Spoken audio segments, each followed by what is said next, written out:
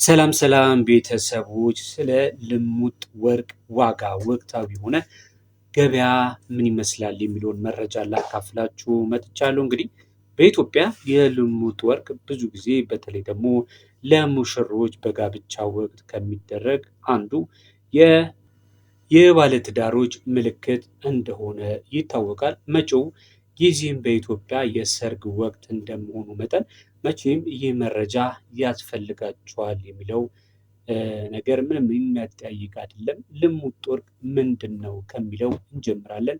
እንዲሁም ልሙጥ ወርቅን ከሌሎች ወርቆች ልዩ የሚያደርገውስ ነገር ምንድን ነው የሚለውን በተጨማሪም አሁን ያለበትን ወቅታዊ ዋጋ የምነግራችሁ ይሆናል። እስከ መጨረሻው ድረስ የትም ሳትሄዱ አብራችሁን ቆዩ። ለዚህ ዩቲዩብ ቻናል አዲስ ከሆናችሁ ሁልጊዜ እንደምላችሁ ሰብስክራይብ በማድረግ ላይክ በማድረግ ሼር በማድረግ ትከታተሉን ዘንድ እንጋብዛችኋለን። ልሙጥ ወርቅ ምንድን ነው? ልሙጥ ወርቅ የምንለው እንግዲህ ዳይመንድ ሊሆን ይችላል፣ ዚርኮን ሊሆን ይችላል፣ ወይም ደግሞ ወርቅም ሊሆን ይችላል። ሌላ ጌጣጌጥ ያልተቀላቀለበት ሆኖ በንጹህ ወርቅ ብቻ የተሰራ ጌጥ ነው። በኢትዮጵያ ገበያ ውስጥ በአብዛኛው ለሰርግ ቀለበት እንዲሁም ደግሞ ለባንግል እና ለሀብል በስፋት ይፈለጋል ማለት ነው። ልዩ የሚያደርገው ነገር ምንድን ነው ካላችሁኝ፣ የመሸጫው ዋጋው ጥንካሬው ልዩ ያደርጓል። የመሸጫ ዋጋውን በምንመለከትበት ሰዓት ላይ ድንጋይ ያላቸው ወርቆች ድንጋያቸው ሲወልቅ ወይም ደግሞ መልሰው ሲሸጡ ዋጋቸው ሊቀንስ ይችላል። ልሙጥ ወርቅ ግን በክብደቱ በግራም ስለሚሸጥ የገንዘብ ዋጋውን ጠብቆ ነው የሚቆየው ማለት ነው። ምክንያቱም በገዛችሁበት ዋጋ ባትሸጡትም፣ ነገር ግን ምንም የሚለያየው ነገር የለም። ልሙጥ ወርቅ ስለሆነ ያለውን ሙሉ የሆነ ዋጋውን ሊቀንስ አይችልም ማለት ነው። ነገር ግን ሌሎች ድንጋይ ያላቸው ወርቆች ድንጋያቸው በሚወድቅበት ሰዓት ላይ በዛውም ዋጋው ምን ሊል ይችላል? ሊቀንስ ይችላል ማለት ነው። ሌላው ከዚህ ጋር ተያይዞ የሚነሳው ደግሞ ጥንካሬው ነው። ብዙ ጊዜ 21 ካራት ወይም ደግሞ በ18 ካራት ነው የሚመረቱት እነዚህ ልሙጥ ወርቆች ማለት ነው። ለዕለት ተዕለት አጠቃቀም ጠንካራ ናቸው። ሁሌ በቪዲዮ እንደምላችሁ የ21 ካራት እና የ18 ካራት ጠንካራ የሚባሉበት ምክንያት አላቸው። እሱም ደግሞ ከብረት ጋር የመቀላቀል ባህሪያቸው እጅግ በጣም ከፍተኛ ስለሆነ ነው። 21 ካራት በ13 እና ከ15 ድረስ ከሌሎች ብረታ ብረቶች ጋር የተደበላለቀ ነው። 18 ካራቱም ደግሞ 25%ቱ በሌሎች ብረታ ብረት እንደ ነሐስ፣ መዳብ በመሳሰለው የተደባለቀ ነው ማለት ነው። እና ዋጋው ምን ይመስላል የሚለውን ነው የምነግራችሁ ማለት ነው። ከዛ በፊት ግን ማሳሰቢያ አለኝ ስለ ልሙጥ ወርቅ በተለይ ማለት ነው። ዋጋው እንደ ወርቅ ቤቱ ጥራት፣ እንደ ስራው፣ እንደ ዲዛይኑ ውስብስብነት፣ እንደ አካባቢው ትንሽ ሊለያይ ይችላል። ልሙጥ ወርቆች ሁሉ ተመሳሳይ አይደሉም። አንዳንዶቹ ቀጭን ሊሆኑ ይችላሉ፣ አንዳንዶቹ ወፍራም ሊሆኑ ይችላሉ። በተጨማሪም ደግሞ የእጅ ስራ ሌበር ኮስት የምንለው ከቦታ ቦታ ሊለያይ ይችላል። በግራም ማለት ነው። የሌበር ኮስት ከ500 እስከ 1500 ድረስ ሊያስጨምራችሁ ይችላል ማለት ነው። በተጨማሪም ልሙጥ ወርቅን በምትገዙበት ሰዓት ላይ ልታውቁ የሚገባችሁን አራት ነገሮች ልንገራችሁ። የመጀመሪያው የካራት መጠን ነው። በኢትዮጵያ 21 ካራት ለጌጣጌጥ እጅግ በጣም ተመራጭ ነው። 24 ካራት በጣም ለስላሳ ስለሆነ ለጌጥ ብዙ ጊዜ አይመከርም። ሁለተኛው ነገር ደግሞ ሚዛን ነው። ወርቁን ከመግዛታችሁ በፊት በዲጂታል ሚዛን በትክክል መመዘኑን ማረጋገጥ አለባችሁ። ሶስተኛው ስለ ልሙጥ ወርቅ ልታውቁ የሚገባችሁ ነገር ደረሰኝ ነው። ሁልጊዜ ህጋዊ ደረሰኝ ተቀበሉ። ለምን ካላችሁ ደረሰኙ ላይ የካራቱ መጠን፣ ክብደቱ በግራም እንዲሁም ደግሞ የገዙበት ቀን መኖሩን ማረጋገጥ ይችላሉ ማለት ነው። ሌላም ጊዜ ምናልባት ለመሸጥ በምትፈልጉበት ሰዓት ላይም በጣም አስፈላጊ ነው ደረሰኝ ማለት ነው። ሌላው ደግሞ ጥራቱ የተረጋገጠ ወርቅ ከውስጥ በኩል የጥራቱ መጠን አለው። 21 ካራት 875 የሚል ምልክት ወይም ደግሞ 21 ኬ የሚል ምልክት ተቀርጾበታል። 18 ካራት ጎልድ ደግሞ 750 የሚል ምልክት ተቀምጦበታል ማለት ነው። እነዚህ አራት ነገሮች እንግዲህ ሁልጊዜ ማስታወስ አለባችሁ ማለት ነው።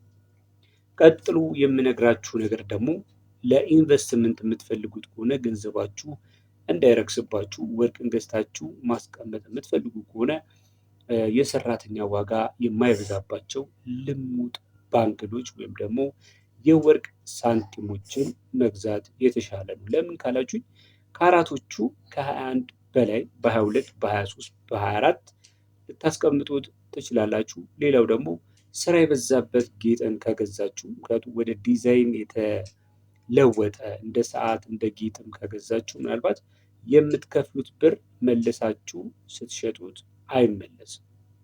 የተወሰነ ዲዛይን ወይም ደግሞ ለየት ያለ የወርቅ አይነት ለምሳሌ ስለ ነጭ ወርቅ ማወቅ የምትፈልጉትን ካለ እንግዲህ በዚህ ቻናል ላይ እየሰራሁት አለ፣ እዛ ላይ መመልከት ትችላላችሁ ማለት ነው።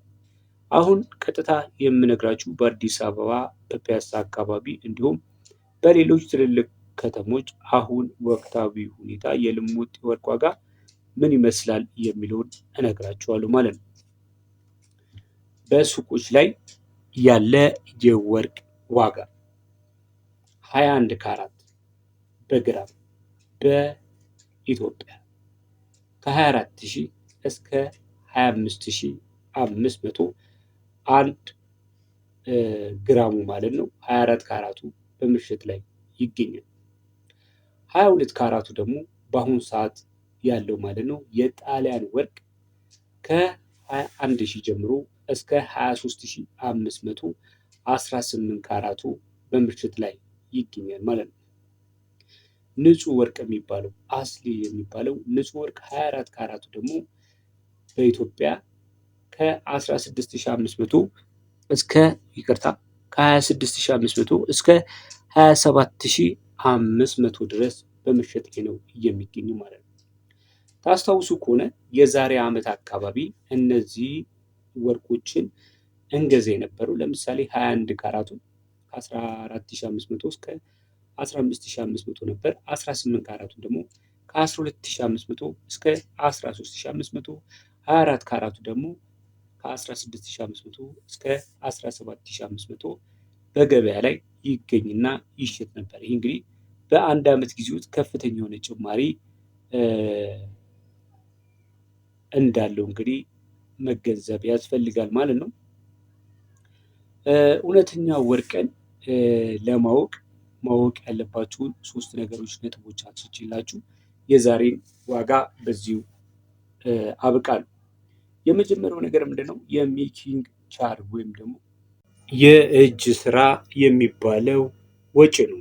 ልሙጥ ወርቅ ቢሆንም ሰንሰለት ወይም ደግሞ ባንግል ሆኖ ለመሰራቱ በግራም ከ1000 እስከ 2000 ብር የእጅ ስራ ሊታሰብበት ይችላል ማለት ነው። ስለዚህ ስለ እውነተኛ ወርቅ ለማወቅ እነዚህ ነጥብ ወሳኝ ናቸው። የመጀመሪያው የሜኪንግ ቻርጅ ብያችኋለሁ። ሁለተኛ ነገር ደግሞ የመሸጫና የመግዣ ዋጋ ነው።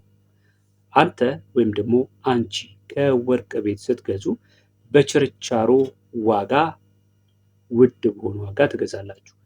መለሰ ደግሞ ለነሱ ስትሸጡ ግን የብረት ዋጋ የሚባለው ርካሽ ያደርጉባል ወይም ደግሞ ርካሽ አድርገው ነው የሚረከቡሽ ማለት ነው። በመካከላቸው ከ1000 እስከ 1500 ብር ልዩነት ሊኖረው ይችላል ማለት ነው። ሌላው ነገር ደግሞ ሁልጊዜ እምላችሁ ነገር የጥቁር ገበያ ተጽዕኖ በጣም ከፍተኛ ነው።